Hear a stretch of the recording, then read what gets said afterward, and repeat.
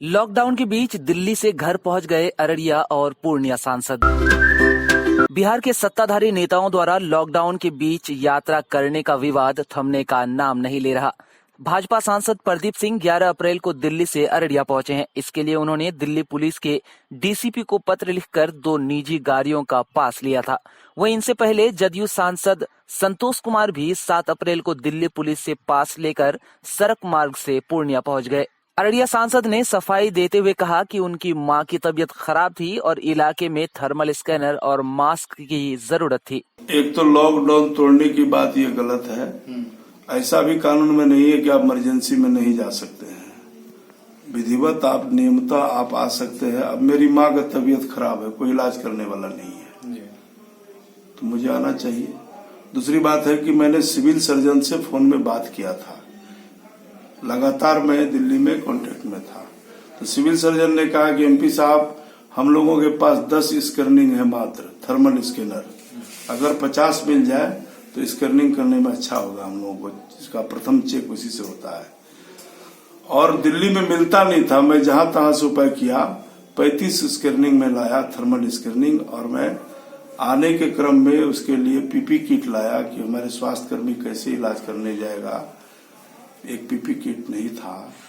उसके बाद 1 लाख मास्क का व्यवस्था करवाया और सारा सामान मैं अस्पताल में सिविल सर्जन को देते हुए, और दिल्ली में मैंने डिप्टी कमिश्नर से बजाबते लिखा चिट्ठी, और उन्होंने मुझे आने का अनुमति दिया और मैं विधिवत अनुमति लेके दिल्ली से अररिया आया।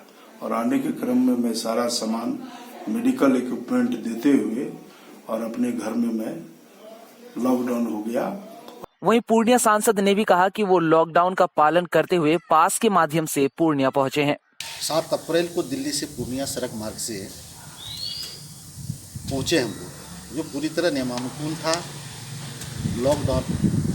लॉकडाउन के को पालन करते हुए हम लोग दिल्ली से सक्षम प्राधिकार से, जो दिल्ली के असिस्टेंट पुलिस कमिश्नर के कार्यालय से ऑनलाइन पास निर्गत हुए, और उस पास के माध्यम से हम लोग पूर्णिया पहुँचे।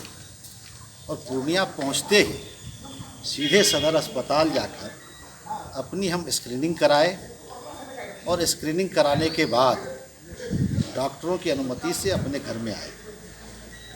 और फिर दूसरे दिन 8 तारीख को हम लोग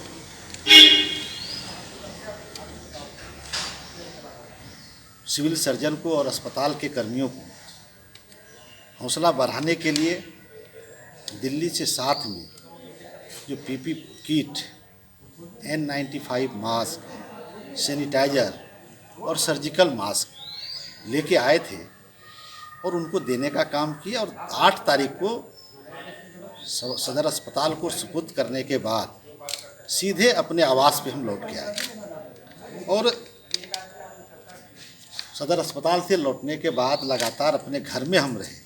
अब सवाल ये उठता है कि भाजपा और जदयू के सांसद निजी गाड़ियों से दिल्ली से अपने घर आ सकते हैं, तो क्या विपक्षी पार्टियों के जनप्रतिनिधि या आम लोग इस तरह के लॉकडाउन में यात्रा नहीं कर सकते?